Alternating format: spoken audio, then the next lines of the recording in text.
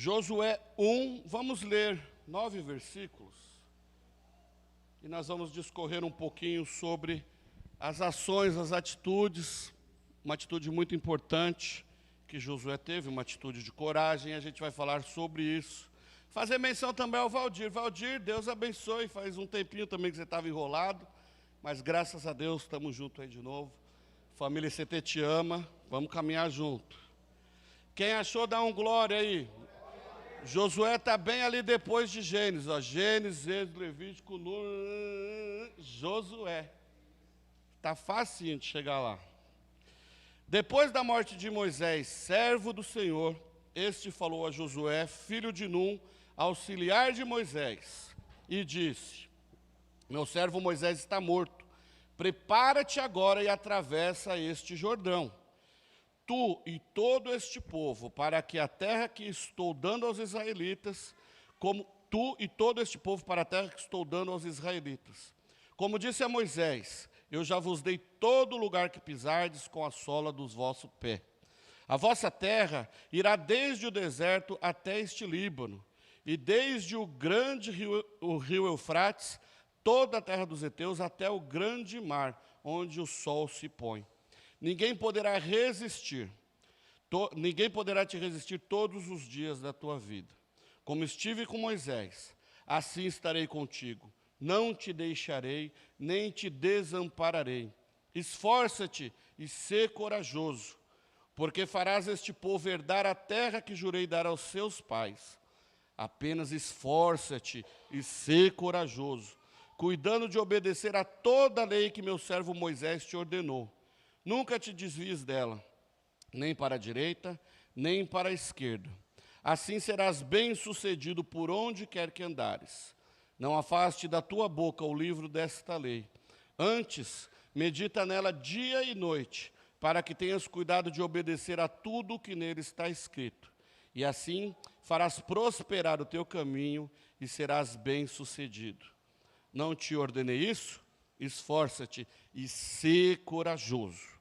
Não tenhas medo, nem te assuste, porque o Senhor teu Deus está contigo por onde quer que andares. Pai, fala conosco através da tua palavra.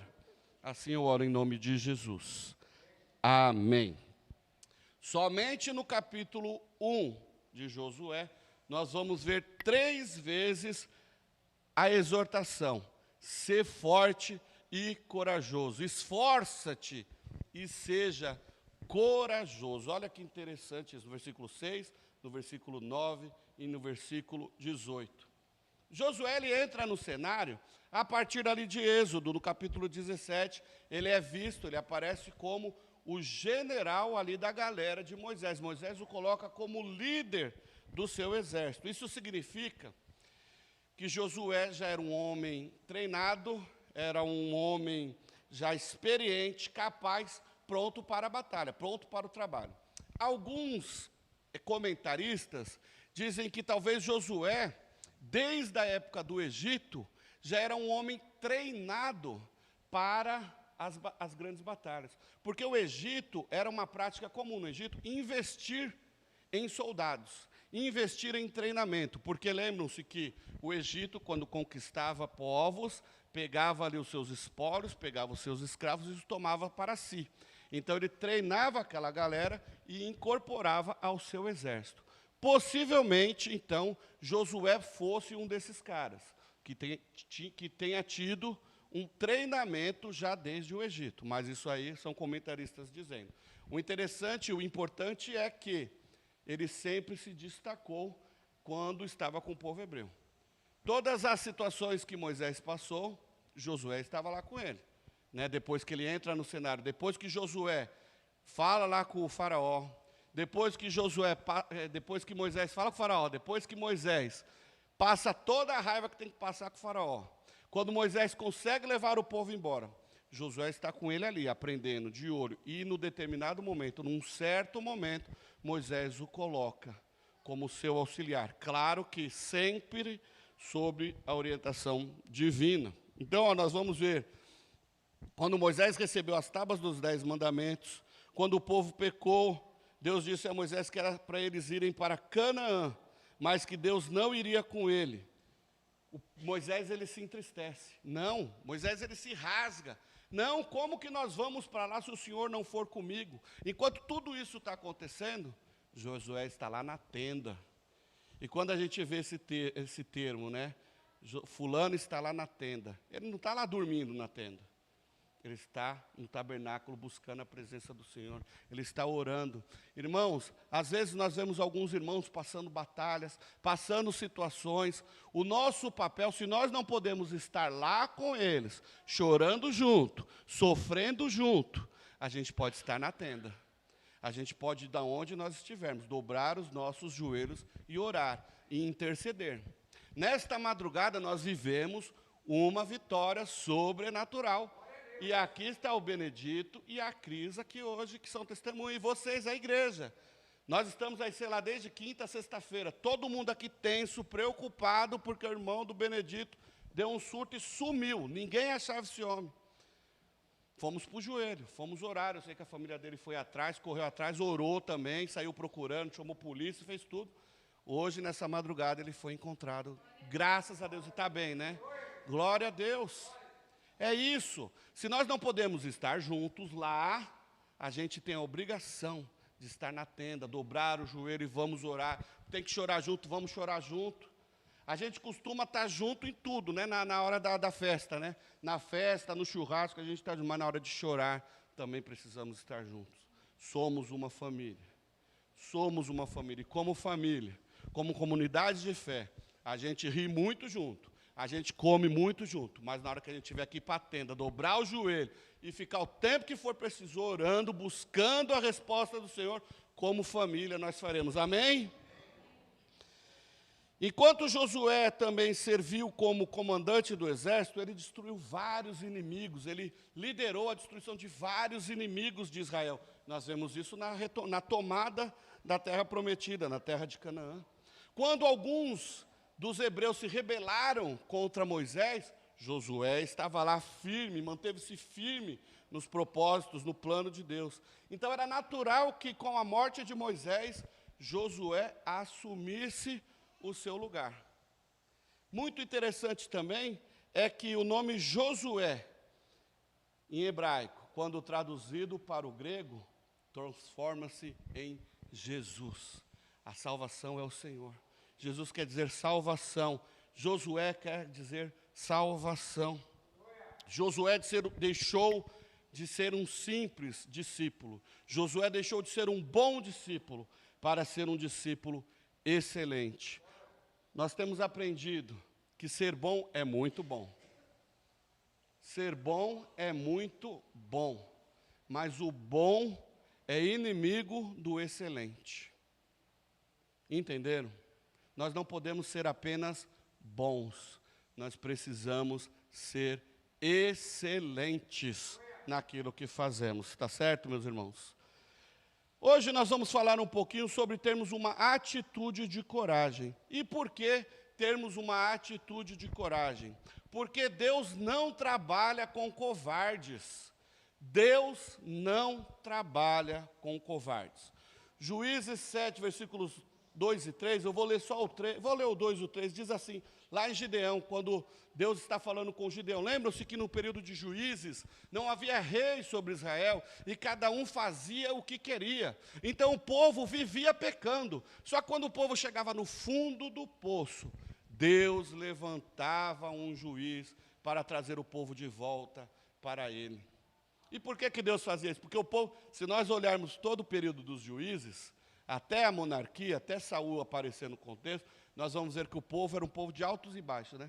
Deus recuperava, Deus salvava, Deus tratava, dava um tempinho, o povo pecava de novo. Por que Deus não deixou já se consumir tudo isso? Por causa da sua palavra. Lembra-se que nós falamos aqui que Deus é fiel à sua palavra? Lá atrás ele fala para Abraão, eu farei de ti, da tua descendência, uma multidão que não se pode contar. Olha para as estrelas dos céus, vê se você pode contar as estrelas do céu. Olha para a areia do mar, se você pode contar a areia do mar, assim será a tua descendência. Então, pela fidelidade de Deus, a sua palavra dada a Abraão lá atrás, Deus sempre teve um tempo de escape para aquele povo, porque Deus é amor, é a graça dele sobre as nossas vidas. Conosco é assim também.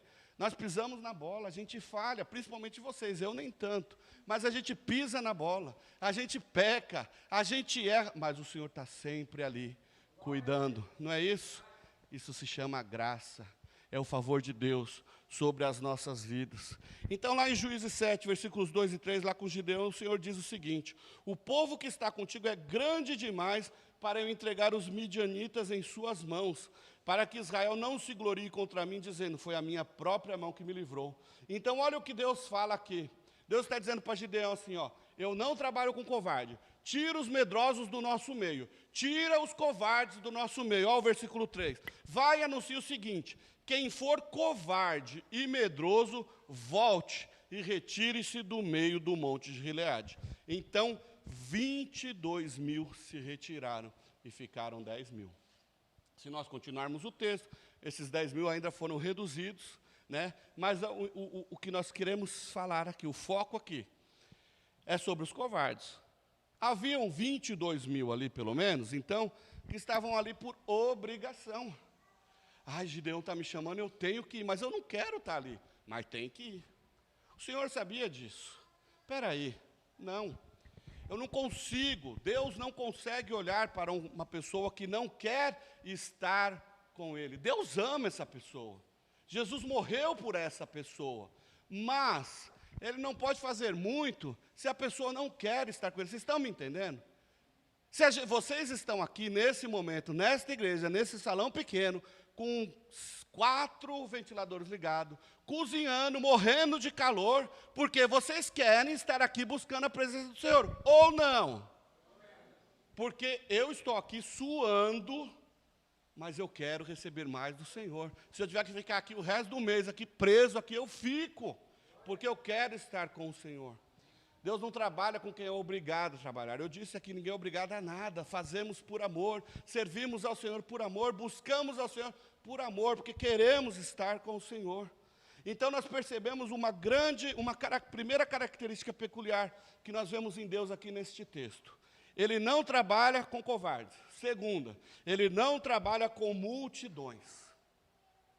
Ele trabalha com pessoas, com indivíduos. Ele equipa indivíduos, sempre visando as multidões. Aí sim, ele equipa indivíduos visando ganhar multidões.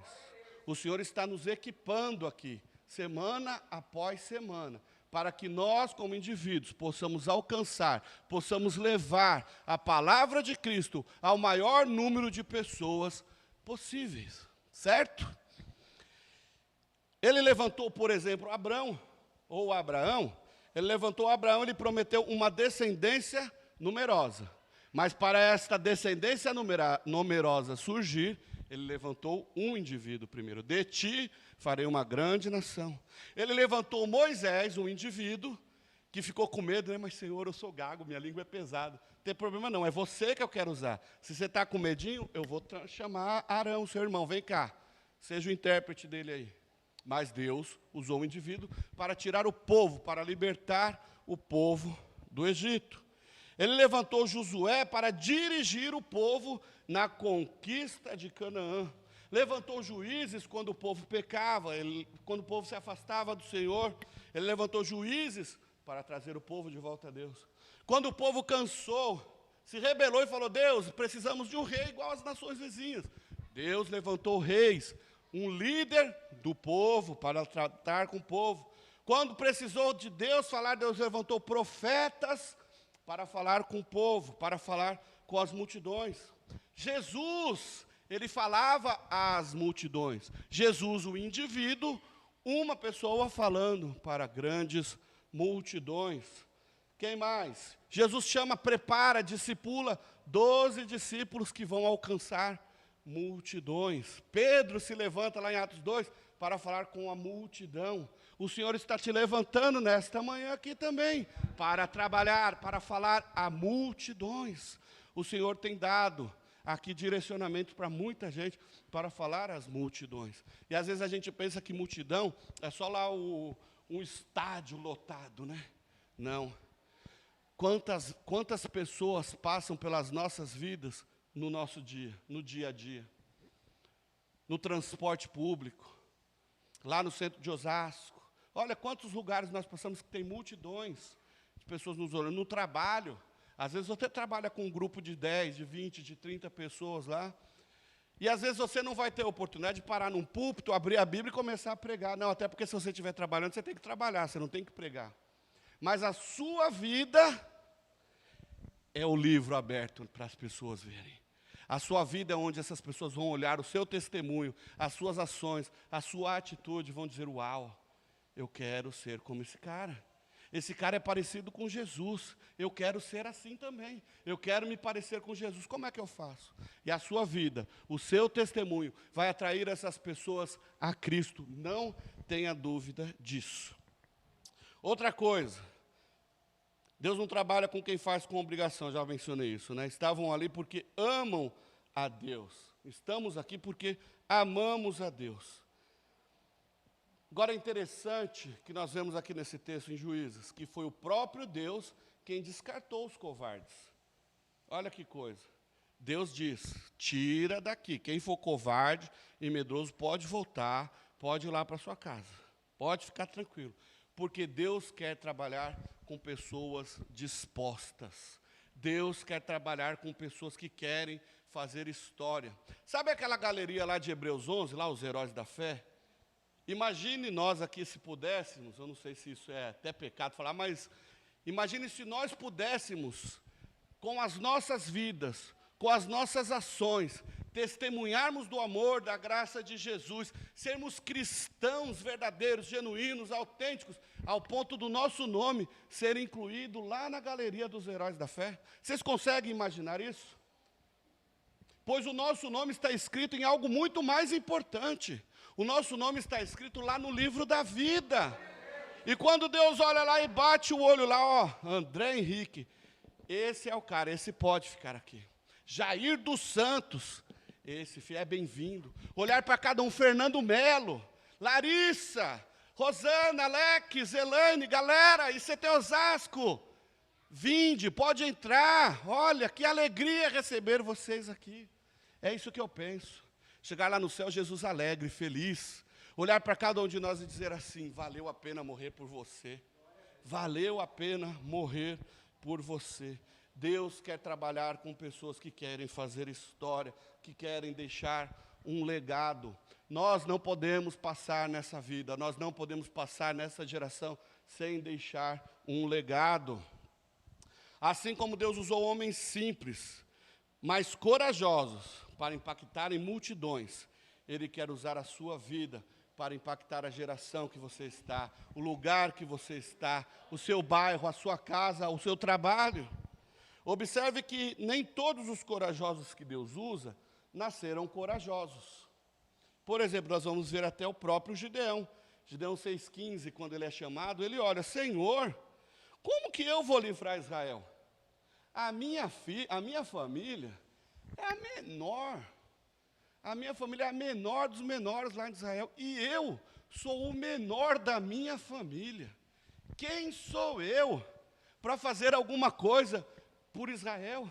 Quem sou eu para fazer qualquer coisa nesta vida?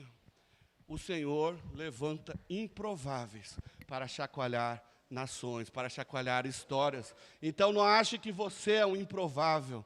Não ache que você é o menor dos menores, que por isso você não vai ser usado pelo Senhor. Vai sim. O Senhor é Ele quem te capacita, é Ele quem te transforma. Moisés também foi assim, Senhor, eu tenho a língua pesada, eu não vou conseguir, como que eu vou fazer isso? E Deus vai capacitando. É Deus quem nos capacita. Deus quer te usar da forma que você está. Deus não vai te usar da forma que você está. Ele vai te transformar. Ele vai te mudar. Ele quer fazer de você um discípulo comum, um discípulo simples, um discípulo extraordinário. Vocês estão entendendo isso? É sair do normal, nós não podemos ficar na mesmice. Está cheio de crente por aí vivendo numa mesmice, para não dizer numa mediocridade. Gente, está cheio de igrejas no Brasil, lotadas de igreja no Brasil, que estão vivendo numa mesmice. Nós precisamos nos recusar a vivermos numa mesmice. O Senhor quer te chamar, o Senhor está te chamando para fazer o extraordinário, para a glória do nome dEle. Você só precisa se dispor, assim como Isaías, eis-me aqui, Senhor, se disponha. 2 Timóteo 1, 7 e 8, Paulo diz, porque Deus não nos deu espírito de covardia, mas de poder, de amor e de moderação. Portanto, não te envergonhes do testemunho do nosso Senhor, nem de mim, prisioneiro dele. Pelo contrário, participa comigo dos sofrimentos do Evangelho, segundo o poder de Deus. Queridos, é o poder de Deus que nos capacita. Amém?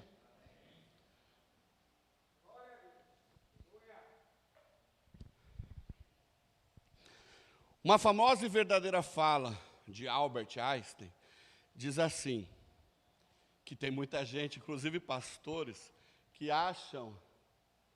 não está aqui ainda, pensei que estava na cola. Que acham que está na Bíblia, que é um versículo, mas não é não, viu gente, é de Einstein. Embora esse cara deveria ser um profeta, um escritor bíblico, pelo menos de um versículo, né?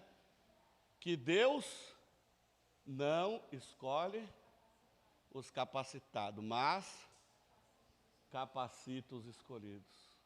Deus não escolhe os capacitados, mas capacita os escolhidos. Primeira carta a Einstein, de Albert Einstein, capítulo 1, versículo 1. Isso não está na Bíblia, embora muitos crentes citam que está na Bíblia. Até pastor, já vi pastores dizer que isso está na Bíblia. Mas se tiver um apócrifo aí do Albert Einstein, certo? Mas o fato é que Deus usa, sim, os improváveis para realizar coisas sobrenaturais. Olha o que Paulo diz lá em 1 Coríntios 1, 27. Deus escolheu as coisas absurdas do mundo para envergonhar os sábios. E escolheu as coisas fracas do mundo para envergonhar os fortes. Irmãos, quantas coisas Deus tem feito nas nossas vidas, através das nossas vidas. E a gente se acha incompetente para muitas coisas, não é isso? Mas é assim que Deus faz. Deus não usa aquele cara todo poderosão que se acha bababá. Não, primeiro Deus trata. Lembram-se de Moisés? Tem uma frase do Moody, aí quem pode me ajudar, e o fã do Moody pode me ajudar também, que diz assim, Moisés, nós sabemos que Moisés foi um homem de Deus, um cara muito capacitado, mas ele levou 40 anos achando que ele era alguma coisa. Dos seus 120 anos de história, ele levou 40 anos achando que ele era alguma coisa. Aí depois, ele levou mais 40 anos lá no deserto com o povo e descobriu que ele não era coisa nenhuma, de que ele não era nada. Que tudo que ele aprendeu no Egito, nas melhores escolas, melhores línguas, falava de tudo e tal, bababá, sabia de tudo. Ele descobriu, ele entendeu que nos 40 anos no deserto ele entendeu que ele não era nada. Mas os últimos 40 anos da sua vida, ele aprendeu o que Deus faz com quem não é nada. Às vezes a gente se acha que nós não somos nada, mas Deus, Ele nos capacita, Ele nos transforma, Ele nos molda. Nós temos no Novo Testamento vários exemplos de homens improváveis que foram transformados por Deus e que foram capacitados para impactar o seu contexto. Eu separei, acho que um exemplo de um homem muito, mas muito improvável, mas que fez a diferença no seu ambiente social. Lá em Lucas 8, 27, tem seus paralelos em Marcos e em Mateus, fala-se a história do endemoniado gadareno ou gerazeno. Lembram da história? Aonde eles moravam, Marcos, Mateus menciona 2 endemoniados, mas Lucas e Marcos mencionam 1. Então vamos aqui pela leitura de Lucas. Aquele endemoniado provavelmente morava no sepulcro. Lembram-se que para o judeu tocar em algo morto era tipo pecado gravíssimo, se tornava impuro? Então pensa, o cara já morava no cemitério, no sepulcro. Era violento, então quem passasse lá por perto e tal, tinha medo de passar onde esses caras estavam, por quê? Além de serem impuros, eram violentos, eram perigosos. Mas quando um desses se encontra com Jesus, Jesus cura esse endemoniado. E o que acontece em seguida? Olha o que acontece. versículo 38 de Lucas 8, 38 e 39. O homem de quem havia saído os demônios, pedia-lhe que lhe permitisse ficar com ele, mas Jesus o mandou para casa dizendo, volta para a tua casa e conta tudo o que Deus fez. E ele foi anunciando por toda a cidade tudo o que Jesus lhe havia feito. Ele foi curado por Jesus. O improvável, lembre-se disso, o improvável. Aquele que era violento, aquele que morava no sepulcro. Ou se a gente contextualizar para os nossos dias, aquele que era um bandido perigoso, aquele que era um corrupto, aquele que era um ladrão, que era um péssimo pai, uma péssima mãe, um péssimo marido, teve um encontro com Jesus e a sua vida foi transformada. Olha o improvável. Esse é o improvável. E o que Jesus fez com o seu Espírito Santo na vida desse improvável? O capacitou, o encheu de tal maneira que ele fala assim, eu quero ficar com Jesus. O improvável, agora restaurado, queria ficar com Jesus. Aí Jesus fala, não, você não vai ficar comigo. Eu estou te capacitando para você ir lá para a sua casa, vai lá para a sua família e anuncie as coisas que Deus está fazendo aqui. E ele foi. E por onde ele passou, ele mostrou o que Jesus havia feito na sua vida. Olha aí o empoderamento do Senhor. Eu tenho medo dessa palavra, né? Empoderamento. Mas o Senhor nos empodera, o Senhor nos capacita. O Senhor nos equipa, o Senhor nos enche com o seu Espírito Santo, para que a gente não fique moscando, gente. A gente precisa reagir, a gente precisa acordar. O Senhor quer te usar para a glória dEle. É para a glória dEle.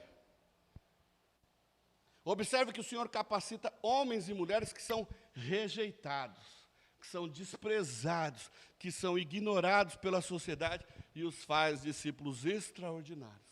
Se ele faz isso, às vezes com aqueles rejeitados pela sociedade, imagina o que ele pode fazer por você. Nós não somos diferentes daqueles que são rejeitados, mas nós ainda não somos. Agora, precisamos fazer a diferença onde nós estamos. Falamos muito aqui em missões, falamos muito em evangelismo, e aí a gente pensa, né, mas missões é lá na África, missões é lá nos países perseguidos, lá nos países árabes e tal. O nosso campo missionário é onde nós estamos. Temos orado aqui todo dia no final do culto. O culto termina e a missão começa. Nós saímos daqui e vamos lá, aonde nós estivermos, anunciar de Cristo. Lá é o nosso campo missionário. É lá na Cacau Show, é lá onde você trabalha, é lá na Compassiva, é lá na Corretora, é lá no Big, é onde você estiver, lá na Inova, na Top, é aonde nós estivermos, que devemos entender que é o nosso campo missionário. Nós não podemos perder tempo, nós não podemos perder oportunidades de termos ações, atitudes de coragem, tá certo? De exercermos a nossa fé. Precisamos apenas nos dispor para sermos cristãos extraordinários. Josué 1 e 2 diz assim, depois da morte de Moisés, servo do Senhor, este falou a Josué, filho de Num, meu servo Moisés está morto, prepara-te agora. Às vezes nós nos desanimamos com os nossos desafios. Olha Josué, com toda a experiência que ele adquiriu ao longo dos anos, né, sendo capacitado por Deus, caminhando com Moisés, aprendendo com Moisés, mas de repente Moisés morre. E com certeza, a morte de Moisés foi um baque para Josué. Imagine você caminhar com uma pessoa por tantos anos, mentoreando você, ensinando você, capacitando você, te ajudando. Esse cara morre. É uma perda muito grande. É difícil quando alguém influente na nossa vida morre. Né? Um líder, um pai, uma mãe. Como é um baque, não é? Essas perdas, né, de pessoas muito fortes, de pessoas muito próximas. Há pessoas que não conseguem lidar com a perda. Há aqueles que esmorecem, que desanimam, que não reagem mais de jeito nenhum. Chegam, inclusive, a desistir. Talvez até isso tenha passado pela cabeça de Josué. Mas o Senhor conhecia a mente e o coração daquele homem que ele havia capacitado. Deus investiu ali em Josué. Deus inspirou Josué. Deus investe na sua vida. Deus capacita a sua vida. Deus quer trabalhar com a sua vida, com você. Deus inspirou Josué, e é Ele quem nos inspira, é Ele que nos dá esse amor, essa coisa gostosa de agirmos, de interagirmos, de irmos para cima. Ontem, eu ia falar no final do culto, mas eu vou falar um pouquinho agora. Ontem, as nossas crianças saíram aqui para fazer evangelismo.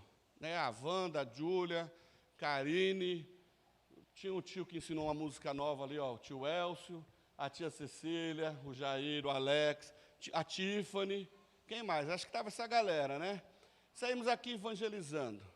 Quem? A Kátia, a Ana, eu falei a Ana, né? A Kátia também estava. E aí o que acontece? A alegria das nossas crianças entregando o folheto. Gente, foi uma coisa contagiante.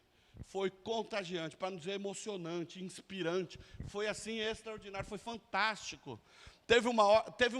Na hora que nós saímos daqui, demorou tanto para aparecer uma criança, que na hora que apareceu a primeira, ela até saiu correndo, porque foi todo mundo em cima dela, para levar um convite ali, levar uma folha, foi um maior barato. Mas para você ver a motivação que aquelas crianças estavam, sabe? Elas não estavam envergonhadas, não estavam tímidas, pelo contrário, foi muito bom, depois elas dando testemunhos aqui da experiência que elas tiveram. Gente, fantástico, é isso.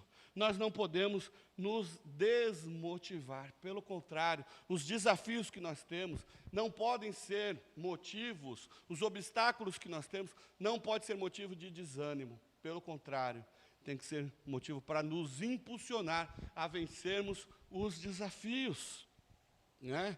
Então Deus disse para Josué, se mexe, levanta, Moisés morreu, já era, agora é a sua vez, eu vou usar você, eu usei Moisés até aqui, daqui para frente é com você, e quando chegar o seu tempo, vai ser com outro, é a mesma coisa. Deus usou os irmãos no passado, se nós olharmos para o passado, nós vamos ver um bando de crente que fez a obra do Senhor maravilhosamente bem, mas agora é a nossa vez, e nós precisamos nos mexer para isso, é a expansão do reino. O Senhor está nos impulsionando a expandir o reino do Senhor aqui na terra.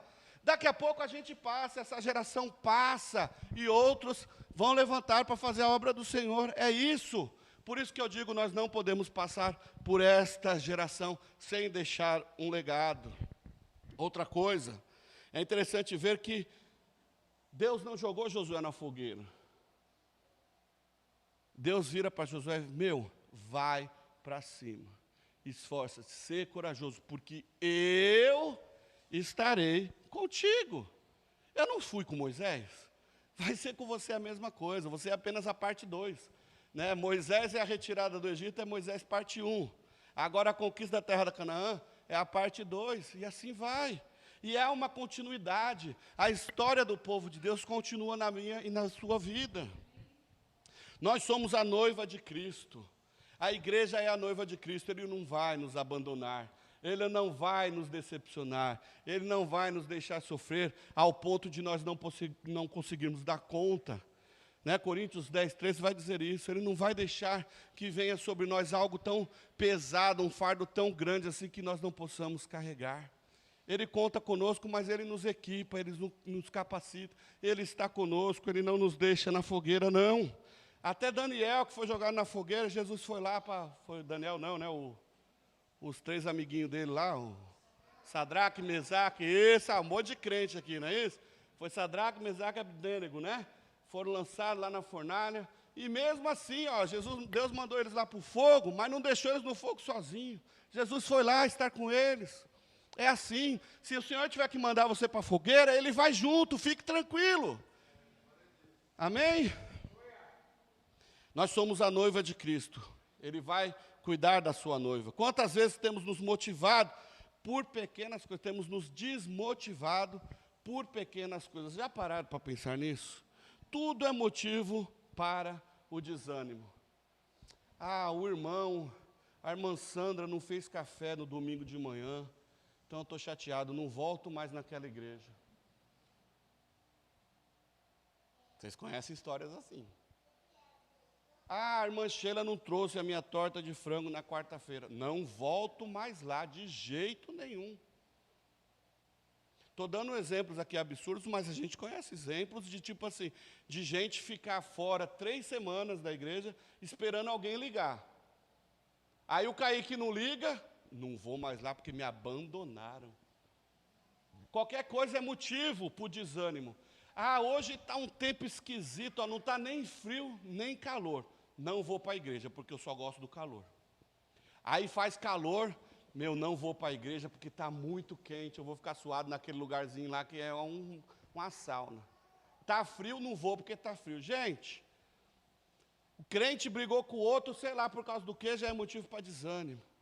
Então, assim, desânimo é pecado. Desânimo contagia, desânimo pega, sabia? Pode olhar, uma pessoa desanimada, ela consegue aquela coisa da laranja podre lá no cesto que estraga tudo, é a mesma coisa. Mas a recíproca também é verdadeira. Uma pessoa animada, contagiada pelo Espírito do Senhor, leva todo mundo para cima. E assim é o povo de Deus. Assim é o povo de Deus. Vamos lá, galera, o Senhor está conosco. Sabe, o cara está ali, ó, morrendo, cansado, desanimado, vem outro crente, leva, põe no colo e fala, não, nós vamos junto. Você vai conseguir, você vai buscar, você vai se animar, você vai conquistar. É isso.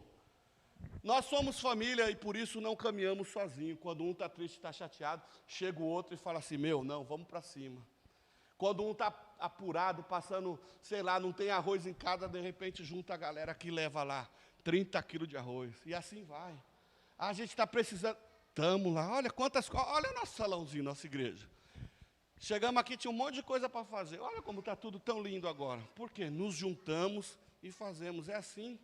Assim acontece com o povo de Deus. Agora, o desânimo, ele é tão preocupante, ele é tão ruim, é tão pecado, que por causa do desânimo, 2 milhões de pessoas morreram no deserto.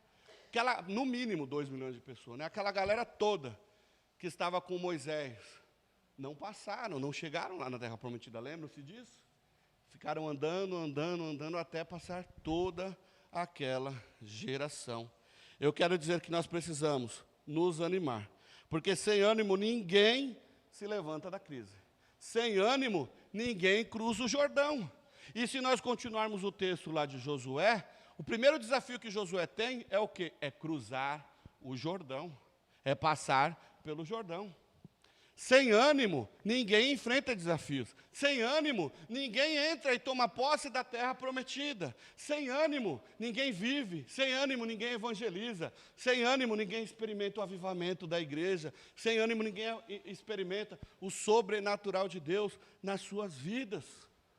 A igreja de Cristo é um organismo vivo e precisa, sim, ser uma igreja animada, avivada. Nós somos um organismo vivo que precisa se mexer, precisa sair do lugar. Nós precisamos saber correr riscos. Sabe por quê? Porque quem crê, corre riscos. Já pararam para pensar nisso? Quantos riscos nós corremos por sermos filhos de Deus? Por sermos cristãos? Corremos o risco de perder amizades por amor a Cristo. Corremos o risco, às vezes, de perder dinheiro por amor a Cristo, por testemunho do que Cristo está fazendo na nossa vida. E olha que para perder dinheiro hoje está difícil, né? Mas eu conheço crentes que perderam dinheiro, e quando eu estou falando de dinheiro, foi muito dinheiro, por amor ao Evangelho, por amor a Cristo. Não receberam propinas, não receberam propostas indecentes, por amor ao Evangelho. Aquele que crê em Cristo corre risco de perder emprego, risco até mesmo de perder a vida. Quantos cristãos lá do outro lado, lá no mundo árabe, lá na janela 1040, são mortos todos os dias por causa do Evangelho de Cristo? Quem crê corre riscos. Quem confia sai à batalha em nome do Senhor. Quem crê no Senhor vence os Golias da vida. Todo dia a gente mata um Golias, não é isso? Porque não é fácil a vida do crente.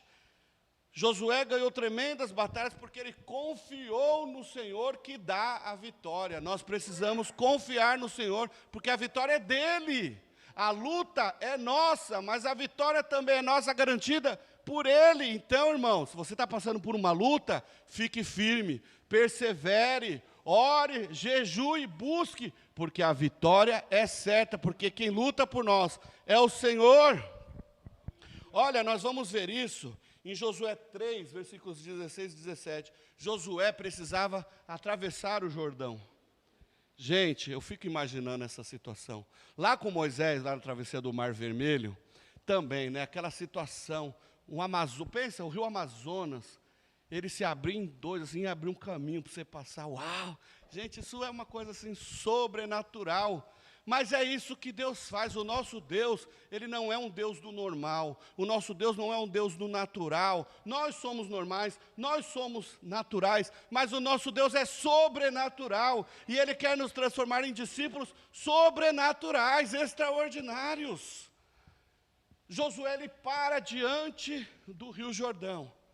E ele fala, e o Senhor diz, você agora vai atravessar o Rio Jordão. E o que acontece? Ele confiou na palavra de Deus, e por isso ele atravessou o Rio Jordão com o pé seco.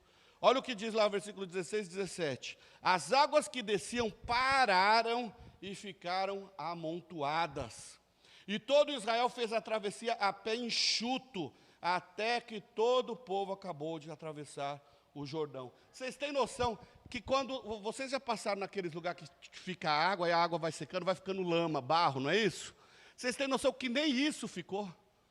Eles passaram com o chão sequinho, não sujaram nem o pé de lama. Queridos, não importa o desafio que nós temos pela frente, se o Senhor vai lutar por você, se o Senhor está à frente da sua batalha, Ele vai abrir o mar e você vai passar com o seu pé seco. E digo mais, se Ele não abrir o mar, Ele vai fazer você andar por sobre as águas, irmãos. Creia, esse é o nosso Deus. Esse é o Deus que eu creio, esse é o Deus que eu confio, esse é o Deus que está aqui nesta manhã. Não tenha medo, confie no Senhor, confie no Senhor, confie no Senhor, confie no Senhor. Esta é a receita para o sucesso. Você quer ser um bom empresário? Confie no Senhor. Você quer ser um bom marido? Confie no Senhor. Uma boa mãe? Confie no Senhor. Não confie em você, confie no Senhor. Confie que Ele está cuidando de tudo. Sabe, se Ele tiver que mudar qualquer trajetória na sua vida, Ele vai mudar por amor a você. Apenas confie, apenas se disponha. Deus dá a provisão, Deus dá a visão, mas Ele também dá a provisão. Josué 1, 2 e 4, nós já lemos. Deus fala, né, para Josué, se prepara e atravessa o Jordão. Josué recebeu uma visão clara. Vocês vão agora atravessar o Jordão e conquistar a terra prometida. Ou seja, o seu chamado, a sua missão, a sua visão é essa, é cruzar o Jordão e conduzir o povo à terra prometida. Não importa o que acontecer, podia acontecer qualquer coisa naquele momento na vida de Josué. Ele sabia qual era a sua visão, ele sabia qual era a sua obrigação. Irmãos, Deus tem dado visões para cada um de nós aqui. Você sabe qual é a sua visão? Você sabe qual é a sua missão de vida? Qual a missão que Deus deu para você? O que Deus te chamou para fazer? O que Ele colocou em suas mãos para realizar? Às vezes Deus nos chamou para fazer determinada coisa, mas a gente viaja para outros lugares. Josué foi chamado para atravessar o Jordão e ir para Canaã. Josué não foi chamado para atravessar o Jordão e vir para Osasco, e vir para o Jabaquara ou para outro lugar. Não, o chamado dele era ali, para Canaã. Qual é o seu chamado? Qual o seu objetivo de vida? A sua intenção em estar com o Senhor? Até quando ficaremos nos bancos da igreja, domingo após domingo, esperando saber qual é a nossa visão, esperando saber quando vamos atravessar o nosso Jordão? Irmãos, como eu já mencionei aqui, quando o culto acaba, a missão começa. Nós não podemos ficar apenas aqui domingo após domingo, semana após semana, sem agirmos lá fora, sem sermos Cristo lá fora, sem sermos exemplos lá fora, referências lá fora. Ser e fazer discípulos de Cristo é a nossa primeira missão. Jesus, quando vai ao céu, diz, né? Ide fazer discípulos por toda a nação, batizando-nos no nome do Pai, do Filho e do Espírito Santo, não é isso? Essa, no mínimo, é a nossa primeira missão. Quantos de nós precisam entender isso ainda? Quantos de nós também têm morrido nos bancos das igrejas por aí, pelo Brasil afora, porque são contrariados? Eu quero tocar no louvor, aí a Renata não deixa. Não vou mais para a igreja, saio da igreja por causa disso. Eu quero exercer lá o ministério da mídia, o Giovanni não deixa, eu saio da igreja. Para de mimimi. O Senhor morreu para que nós fôssemos anunciar a Ele lá fora, não é para a gente ficar brigando por coisas dentro da igreja. Tem espaço para tudo e para todos. A gente costuma dizer, o pastor Paulo nos ensina, se há um ministério dentro da igreja que você exerce, e a gente não tem aqui ainda, a gente cria. É assim que funciona. O Senhor tem propósitos nas nossas vidas, vamos apenas cumprir o que Ele nos chamou a fazer. Não vamos fugir como fez Jonas. Vamos para cima, porque é Ele quem nos capacita. Seja intencional, como Jesus, como o Senhor é intencional conosco. Seja intencional com Ele. Paulo diz, né, quanto a mim não julgo o que haja alcançado, mas uma coisa eu faço, é que esquecendo-me das coisas que para trás ficam, e avançando para as que estão adiante de mim, prossigo para o alvo, pelo prêmio da vocação de Deus em Cristo Jesus. Irmãos, o que passou, passou. Vamos olhar para frente, vamos correr em direção ao alvo, vamos cumprir o nosso chamado, vamos cumprir a nossa visão e entender que Ele vai nos provisionar. O Senhor te dá a visão e depois a provisão. Olha que interessante. A visão Ele dá. Esforça-te a ser corajoso. Não tenha medo. Não te assuste. E a provisão Ele dá também. Porque eu, o Senhor teu Deus, estou contigo por onde quer que andares. O Senhor, o próprio Deus, é a nossa provisão. Deus é a nossa provisão. Caminhando aqui para a conclusão, meus irmãos, nós falamos de 4 pontos que Deus faz para os seus filhos. Deus não trabalha com covardes, Deus capacita pessoas, ou seja, Deus não trabalha com covardes, mas Ele transforma covardes em extraordinários servos, em extraordinários discípulos. Não devemos nos desanimar com os nossos desafios, porque Ele nos impulsiona a vencermos os nossos desafios, porque quando Ele nos dá a visão, Ele também é a nossa provisão, ou seja, Deus não nos quer desanimado, Ele é conosco em toda e qualquer situação. Agora nós vamos para o final falar da nossa atitude de coragem que devemos ter, a santificação. E a santificação é para os corajosos, porque se santificar não é fácil. Se santificar não é fácil.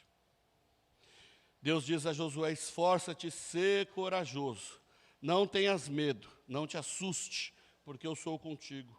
O Senhor nos inspira, o Senhor nos impulsiona a sermos corajosos, porque Ele está conosco. Isso significa que, para que obtenhamos os privilégios de filho, olha que interessante isso, para que possamos entender que somos filhos, que Ele nos impulsiona, que Ele está cuidando de nós, nós precisamos primeiro agir como filhos.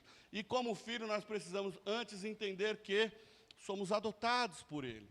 Qual é o princípio da adoção? Efésios 1, 3 a 6, ali vai dizer que nós somos filhos adotivos por meio de Jesus Cristo.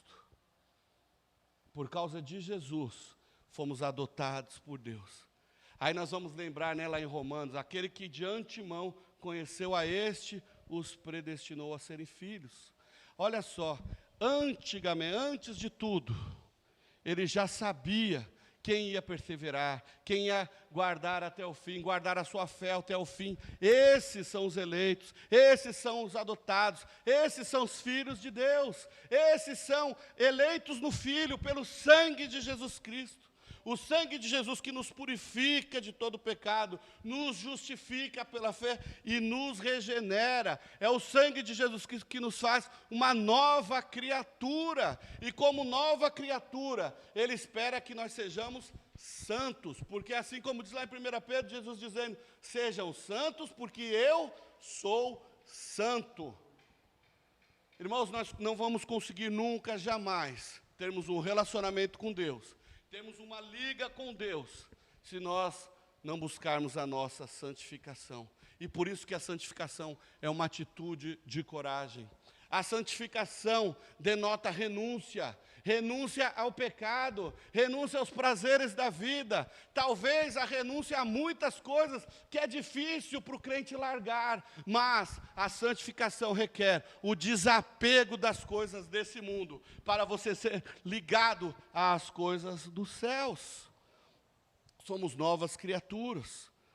Se queremos cumprir aquilo que o Senhor tem nos chamado, precisamos nos santificar. E a santificação não é algo simples, é algo que requer esforço, é algo que requer coragem, precisamos buscar. A Bíblia ensina que a santidade é um atributo exclusivo de Deus, mas ao mesmo tempo chama homens e mulheres de santos. Por isso a busca pela santificação é uma busca de coragem, é uma atitude de coragem. Andar em santidade é não se deixar dominar pela inveja, pelo orgulho, pelo egoísmo, cobiça, ganância, raiva, incredulidade, medo, preguiça, mentira, idolatria, vícios ou quaisquer outro tipo de pecado. A vida de santidade, o crente, ele não pode ter mais prazer no pecado. Nós pecamos porque vivemos numa geração pecaminosa, porque a palavra de Deus diz que nós já nascemos em pecado, por causa do pecado lá dos pais, dos primeiros, pecado original. Mas nós precisamos buscar uma vida em santidade, uma vida de santificação. Nós não podemos ter prazer na prática do pecado. Ninguém que vive na prática do pecado, que gosta do pecado, pode dizer que é santo. Isso é impossível, não dá liga. Por mais que você seja próspero, por mais milagres que você tenha realizado, e por mais experiências sobrenaturais que tenha tido, se não há santificação, tudo isso daqui é balela. Santificação é a separação e o afastamento do mal em todos os aspectos, sejam das vontades da nossa carne, sejam dos valores deste mundo. Então concluímos que se queremos ver e viver o extraordinário, o sobrenatural, os milagres de Deus na nossa vida, na vida daqueles que nós amamos, na nossa geração, nós precisamos nos santificar. A atitude de coragem de Josué foi se manter fiel à palavra de Deus, e a atitude de coragem do povo foi a santificação. Josué 3:5, na hora que eles vão atravessar o rio Jordão, Josué dá a ordem dada por Deus: santificai-vos, santificai-vos, porque amanhã o Senhor fará maravilhas entre nós. Aleluia! Aleluia! Se nós queremos ver sinais, se nós queremos ver os nossos queridos salvos, o nosso chefe salvo, o emprego lá, o pessoal, a galera do emprego salvo, as coisas acontecendo, o sobrenatural acontecendo, santifiquem-se, porque esta semana nós vamos ver milagres do Senhor no nosso meio. Apenas creia, santifique-se. Eles atravessaram o Jordão, eles viram maravilhas e milagres entre eles, mas eles não estavam de qualquer jeito, eles se santificaram. Queridos, quando nós tomamos a atitude de nos santificarmos, nós vivemos o sobrenatural. O nosso relacionamento com o Senhor fica mais gostoso, mais íntimo. Sabe quando a gente lê a Bíblia e parece que a gente não consegue entender. Tem coisas que a gente lê a Bíblia, quando a gente está naquela agitação, naquela correria do dia, a gente não consegue, mas quando a gente para, a gente ora, a gente jejua, a gente separa um tempo para estar com o Senhor, a gente se purifica, a gente se santifica. Quando a gente abre a Bíblia para ler, a gente até ouve aqui, Deus falando no nosso ouvido, porque nós estamos preparados para isso. Gostaram, né? Nós estamos preparados, nós precisamos nos preparar para ouvir a voz do Senhor. Nós precisamos estar preparados para nos relacionarmos com o Senhor. E o meio de nos prepararmos é nos santificarmos. Amém? Coloque-se em pé que eu quero orar com você. Esforçando e